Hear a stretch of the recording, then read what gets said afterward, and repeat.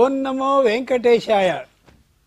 అలా చూస్తుండగా మన శ్రీ విష్ణు సహస్రనామ మాధుర్యం అనే ఈ ఘట్టం 23 దాటి 24లోకి వచ్చింది.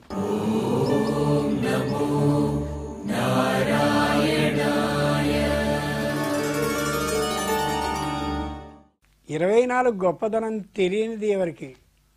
శ్రీమద్ రామాయణం ఉన్నటువంటిది 24,000 శ్లోకాలతో.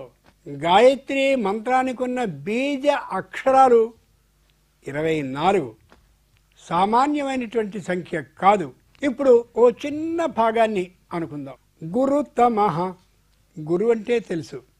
గురు తరహ అంటే అంతకంటే పై స్థాయిలో ఉన్న గురువు.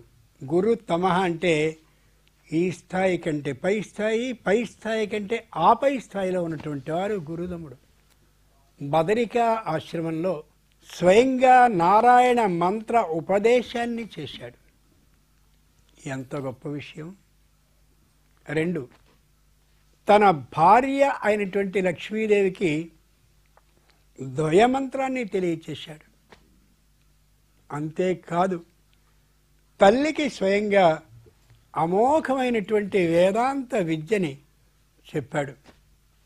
దీంతో పాటుగా తననే దైవంగా నమ్మేటటువంటి అర్జునునికి గీతా బోధని చేశాడు. ఇన్ని విధాలైనటువంటి ఉపదేశాలని చేసిన వాడు గురువు మాత్రమే అవుతాడు. కాబట్టి ఈయన గురువు కాదు, గురు తరుడు కాదు, గురు తమ్ముడు. అర్థమైందా? అంతటి గొప్ప నామం గురుతమః అనేది. ఇప్పుడు మీరు 41 నుండి 50వ శ్లోకం వరకు చదవండి. చిన్న విశేషాన్ని అనుకుందాం. ఆ తర్వాత 1 నుండి 50వ శ్లోకం వరకు అనుకుందాం. అప్పుడు మనం చదువుకున్నదంతా ఓసారి గుర్తు చేసుకున్నట్టు అవుతుంది. అప్పుడు ఈ చేసిందలా గట్టి పడుతుంది. ఒక మార్గాన్ని వేసేప్పుడు ఏం చేస్తాం? ముందు మామూలుగా మట్టి వేస్తాం, తర్వాత కంకర్రాళ్ళు వేస్తాం, ఆ తర్వాత మళ్ళీ మళ్ళీ మళ్ళీ మళ్ళీ చేసి అప్పటికి ఇంకా గట్టిపడింది అనుకుంటాం. అలా చేసుకుందాం ఏమా? అంచేత మొట్టమొదట 41వ శ్లోకం నుండి 50వ శ్లోకం వరకు ఏకకంఠం ఒకే గొంతుతో చదువుతున్నారు అన్నట్టుగా చదవాలి. ప్రారంభించండి. ఉద్భవక్షోభనో దేవ శ్రీగర్భ పరమేశ్వరః కరణం కారణం కర్తా వికర్తా గహనో గుహః వ్యవసాయో వ్యవస్థాన సంస్థాన స్థానదో ధ్రువః పరద్ది పరమస్పష్ట తుష్ట పుష్ట సుభేక్షణః రామో విరామో విరజో మార్గో నేయో నయో నయః వీరశక్తిమతాం శ్రేష్టో ధర్మో ధర్మ విదుత్తమః వైకుంఠ పురుష ప్రాణ ప్రాణద ప్రణవ పృథుః హిరణ్యగర్భ శత్రుఘ్నో వ్యాప్తో వాయురధోక్షజః ఋతుః సుదర్శన కాల పరమేష్టి పరిగ్రహః ఉగ్ర సంవత్సరో దక్షో విశ్రామో విశ్వదక్షిణః విస్తారస్తావనస్థాను ప్రమాణం బీజమవ్యయం అర్థోనర్థో మహాకోశో మహాభోగో మహాధనః అనిర్విన్నస్త విష్టో భూధర్మయూపో మహామకః నక్షత్రనేమిర్నక్షత్రీ క్షమః క్షామः సమీరణः యజ్ఞ ఇజ్జో మహేశ్చ క్రతుః సత్రం సతాం గతిః సర్వదర్శి విముక్తాత్మా సర్వజ్ఞో జ్ఞానముత్తమం సుహృదః సుఖః సూక్ష్మః సుఘోషః సుఖదః సుహృద్ మనోహరో జితక్రోధో వీరబాహుర్విదారణః స్వాపనః స్వవసో వ్యాపీ నైకాత్మా నైకకర్మకృత్ వత్సరో వత్సలో వత్సీ రత్నగర్భోధనేశ్వరః. నక్షత్రీ ఉంది కదా, నక్షత్రగ్రహతారాణం అధిపో విశ్వభావనః. ఆదిత్య హృదయ స్తోత్రం అని ఒకటి ఉంది. రామచంద్రుడంతటి వాడు ఎదురుగా రావణాసురుడు నిలబడితే తాను తపశ్శక్తిని ఎంతైతే సంపాదించుకున్నాడో యుద్ధం చేయడానికి దాన్ని మొత్తాన్ని దుర్మార్గుడైన రావణాసురుడు వ్యయం చేయించేశాడు, ఖర్చు పెట్టించేశాడు. ఆ రాక్షసుని చంపడం, ఈ రాక్షసుని చంపడం. అలా రాక్షసుని చంపడం అంటే తపశ్శక్తిని ఆ ఉండేటటువంటి ఏ శస్త్రం అయితే ఉందో మారణ ఆయుధం దానిలో ప్రవేశపెడితే అది అస్త్రం అవుతుంది. అంచేత అలా వ్యయం చేసేసి పెద్దగా నవ్వుతూ వధించు నన్ను అన్నట్టు నిలబడ్డాడు రావణాసురుడు. అప్పుడు పైనున్నటువంటి మహానుభావుడైన అగస్త్యుడు చూశాడు ఈ బాధని. రామచంద్రుడా, ఈ స్థితిలో నువ్వు ఉంటావని నాకు తెలుసునయ్యా. అంచేతనే నేను ఏ అస్త్రం ఎవరి పేరిటుంటుందో ఆ దేవతలందరినీ తీసుకొచ్చాను అన్నాడు. వాయవ్యాస్త్రం ఉందనుకోండి, వాయువు దానికి అధిపతి, ఆ వాయువుని పట్టుకొచ్చాడు. ఆగ్నేయాస్త్రం ఉందనుకోండి, అగ్నిదేవుడు దానికి అధిపతి, ఆయన్ని పట్టుకొచ్చాడు. ఇలా మొత్తం ఏ అస్త్రాలు రావణాసుడి దగ్గర ఉన్నాయో ఆ అస్త్రశక్తిని వాడు ప్రవేశపెట్టి, శస్త్రంలో ఈ మంత్రాన్ని ప్రవేశపెట్టి అస్త్రంగా మార్చాల్సి ఉంటుందో దానికి మూల పురుషుడైనటువంటి దైవాన్ని పట్టుకొచ్చి కొట్టుపడేశాడు.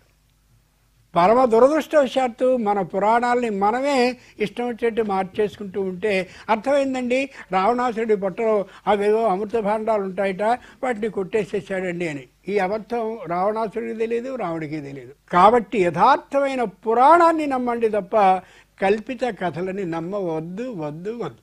అర్థమవుతుందా? నక్షత్రీ నక్షత్రగ్రహ తారాణం. నక్షత్రం, గ్రహము, తార మూడు ఒకటి కాదు. నక్షత్రం అంటే ఎంతకాలానికి నాశనం కానిది. నక్షత్రం పోయేటటువంటిది ఏమాత్రం ఉండదు, శాశ్వతంగా ఉండేది నక్షత్రం. గ్రహము అంటే తిరుగుతూ ఉండేది. అవునోయ్, ఆయనకి ఈ మధ్య శనిగ్రహ బాధ పట్టిందంటాం, 19 ఏళ్ళు అయ్యాక మళ్ళీ తిరుగుతాడు ఆయన. అలాగే ఇన్ని సంవత్సరాల లెక్క ఉంటుంది. అర్ధాష్టమి శని ఇలా ఉంటాయి కొన్ని ప్రత్యేకంగా జ్యోతిషంలో, అది మరో మారు అనుకుందాం. అప్పుడు ఆ దశ మారుతుంది. గ్రహము అంటే తిరిగేది. నక్షత్ర గ్రహ తారాళం. తార అంటే శాశ్వతంగా ఉండిపోయేది. ధ్రువ తార అంటాం కదా. ధ్రువ తార అంటే ధ్రువమండలంలో ధ్రువుడు అనేవాడు అక్కడ తారారూపంలో ఉంటాడు శాశ్వతంగా. నక్షత్రం అలా ఉండిపోతుంది, గ్రహం తిరుగుతూ ఉంటుంది, తార అక్కడ నిలబడిపోతుంది. ఇంతటి అమోఘమైన శక్తి కలిగినటువంటి వాడు ఎవరు అంటే శ్రీ మహావిష్ణువు. ఉదాహరణలు మరిన్ని కనిపిస్తాయి మనకి. ఈ స్ఫూర్తితో 1 నుండి 50 శ్లోకాల వరకు చదువుకోవాలి. 50వ శ్లోకాన్ని మాత్రం అకస్మాత్తుగా ఆపేయకుండా నిదానంగా చేసి, ఓహో 50వ శ్లోకం వచ్చిందన్నమాట అని అందరికీ ప్రేక్షకులకి అర్థమయ్యేలా చేసి ముగిద్దాం. సరేనా? ప్రారంభించండి. विश्वं विष्णुर्वषट्कारो भूतभव्य भवत्प्रभुः भूतकृद्भूतभृद्भावो भूतात्मा भूतभावनः भूतात्मा परमात्मा च मुक्तानां परमागतिः अव्ययः पुरुषः साक्षी क्षेत्रज्ञोऽक्षर एव च योगो योगविदां नेता प्रधानपुरुषेश्वरः नारसिंहवपुः श्रीमान् केशवः पुरुषोत्तमः सर्वशिवस्तानुर्भूतादिर्निधिरव्ययः सम्भवो भावनो भर्ता प्रभव प्रभुरीश्वरः स्वयंभू शम्भुरादित्य पुष्कराक्षो महास्वनः अनादिनिधनो दाता विधाता धातुरुत्तमः अप्रमेयो ऋषिकेश पद्मनाभो मनप्रभुः विश्वकर्मा मनुस्त्वष्ट सविष्टस्तविरो ध्रुवः अग्राह्यः शाश्वतः कृष्णो लोहिताक्ष प्रदर्दनः प्रभूतस्थितकृद्धाम पवित्रं मङ्गलं परम् ईशान प्राणद प्राणो ज्येष्ठ श्रेष्ठ प्रजापतिः हिरण्यगर्भो भूगर्भो माधवो मधुसूदनः ईश्वरो विक्रमी धन्वी मेधावी विक्रमक्रमः अनुत्तमो दुरादर्श कृतज्ञ कृतिरात्मवान् बिन्दुः सुरेश्वरः औषधं जगतस्येतुः सत्यधर्म पराक्रमः भूतभव्य भवन्नाद पवनः पावनो नलः कामः कामकृत्कान्तः कामः कामप्रदः प्रभुः युगादिकृत् युगावर्तो नैकमायो महाशनः अदृश्यो व्यक्तरूपस्य सहस्रजितनन्दजित् इष्टो विशिष्टः शिष्टेष्टः शिखण्डी नहुषो दृशः क्रोधः क्रोधकृत्कर्ता विश्वबाहुर्महीधरः अच्युतः प्रतितः प्राण प्राणदो वासवानुजः अपां निधिरधिष्ठानम् अप्रमर्तः प्रतिष्ठितः स्कन्द स्कन्दधरो दुर्यो वरदो वायुवाहनः वासुदेवो बृहद्भानुरादिदेव पुरन्दरः अशोकस्तारणस्तार शूरः शौर्यजनेश्वरः अनुकूलः सदावर्त पद्मी पद्मनिभेक्षणः पद्मनाभो रविन्दाक्ष पद्मगर्भ शरीरभृत्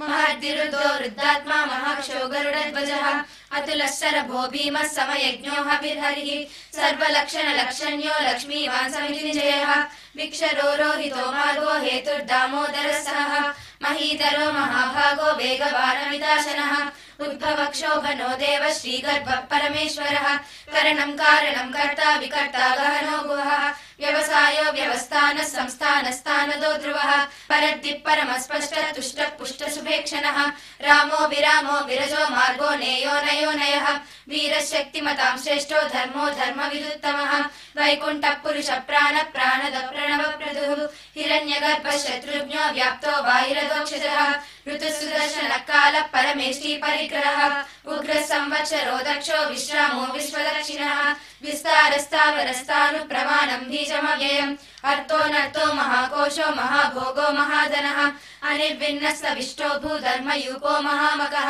नक्षत्रनेमिर्नक्षत्री क्षमः क्षामः समीरणः यज्ञयुज्यो महेशश्च क्रतुः सत्रं सताङ्गतिः सर्वदर्शी विमुक्तात्मा सर्वज्ञो ज्ञानमुत्तमम् सुवृतः सूक्ष्मः सुघोषः सुगतः सुहृत् मनोहरोजितक्रोधो वीरबाहुर्विदारणः स्वापनस्वपसो व्यापी नैकात्मानैककर्मकृत् वत्सरो वत्सलो वत्सी రత్నగర్భోధనేశ్వరః. తల్లిదండ్రులందరికీ విజ్ఞప్తి, చక్కగా వీళ్ళు ఎంత ఏకకంఠంతో దోషం ఒక్కటి కూడా లేకుండా పారాయణం చేశారు. మా పిల్లలు 10 మంది వచ్చి ఒక 40 నిమిషాల సేపు ఇక్కడ విష్ణు సహస్రనామాన్ని పారాయణం చేస్తారు అని చెప్పి గుళ్ళో ఖచ్చితమైన సమయానికి ప్రారంభించి ఖచ్చితమైన సమయానికి వాళ్ళు ముగించేలా చేయగలిగితే ఎంత ఆనందంగా ఉంటుంది. వినాయకుని అక్కడ కూర్చోబెట్టి ఓ దిక్కుమాలిన పాటను వేస్తూ ఉంటారు, దేవుడు లేడు దయ్యం లేడు అని పెద్ద పాటని, లేదా ఎవరో పాడినటువంటి విష్ణు సహస్రనామాన్ని అక్కడ టేపు పెట్టేస్తారు, పెట్టినవాడు కూడా అక్కడ ఉండడు. ఇలా వినాయకుడిని అమాయకునిగా చేయడం కంటే మనం మన గొంతుతో దైవానికి పారాయణం చేస్తే, తల్లి వంట వండిన తర్వాత ఇంకో రోజున మళ్ళీ కూతురే వంట వండి తల్లికి అమ్మా తిను అంటే ఎంత ముచ్చట పడిపోతుంది తల్లి, ఏమే నా కోసం చేసావా అని. ఎంత గొప్ప మాట. పిల్లలకి తల్లి గోరుముద్దలు చక్కగా ఆ పెరుగన్నాన్ని పెడుతూ ఉంటుంది. నాకు పెడుతున్నా కానీ ఇదిగో నేను పెడతా నాకు అని వాడు ఒక్కసారి పెడితే ఆనందం సరిపోతుందా తల్లికి? అలా నా పిల్లలు, నా సంతానం నా కోసం నా సహస్రనామాన్ని ఇక్కడ పారాయణం చేస్తున్నారా అని భగవంతుడు ముచ్చట పడిపోతాడు. వరదహ, నీకు ఏ వరం కావాలో ఆ వరాన్ని ఖచ్చితంగా ఇస్తాడు. అలాంటి అవకాశాన్ని తల్లిదండ్రులు ఈ పిల్లలకి కలిగించండి. పిల్లలు అలాంటి అవకాశాన్ని తల్లిదండ్రుల ద్వారా పొందండి. ఇప్పుడు 41 నుండి 50వ శ్లోకం వరకు ఒక్కసారి గొంతెత్తి ఏకకాలంలో చదువుదాం. 49వ శ్లోకం అలా ప్రారంభించి 50వ శ్లోకం ముగింపుని సన్నగా చిన్నగా చేద్దాం. ప్రారంభించండి. ఉద్భవక్షోభనో దేవ శ్రీగర్భః పరమేశ్వరః కరణం కారణం కర్తా వికర్తా గహనో గుహః వ్యవసాయో వ్యవస్థానః సంస్థానస్థానదో ధ్రువః परद्दिः परमस्पष्ट तुष्ट पुष्ट शुभेक्षणः रामो विरामो विरजो मार्गो नेयो नयो नयः वीरशक्तिमतां श्रेष्ठो धर्मो धर्मविदुत्तमः वैकुण्ठः पुरुष प्राण प्राणद प्रणव प्रदुः हिरण्यगर्भः शत्रुघ्नो व्याप्तो वायुरदोक्षजः ऋतुसुदर्शन काल परमेष्टि परिग्रहः उग्र संवत्सरो दक्षो विश्रामो विश्वदक्षिणः विस्तारस्तावरस्तानुप्रमाणं बीजमव्ययम् अर्थोऽनर्थो महाकोशो महाभोगो महाधनः अनिर्विन्नस्तविष्टो भूधर्मयूपो महामकः नक्षत्रनेमिर्नक्षत्री क्षमः क्षामः समीरणः यज्ञयुज्यो महेशश्च क्रतुः सत्रं सताङ्गतिः सर्वदर्शी विमुक्तात्मा सर्वज्ञो ज्ञानमुत्तमम् सुवृतः सूक्ष्मः सुघोषः सुखदः सुहृत् मनोहरोजितक्रोधो वीरबाहुर्विदारणः स्वापनस्वपसो व्यापी नैकात्मा नैककर्मकृत् वत्सरो वत्सलो वत्सी రత్నగర్భోధనేశ్వరః. సర్వజ్ఞో జ్ఞానముత్తమం ఉంది కదా.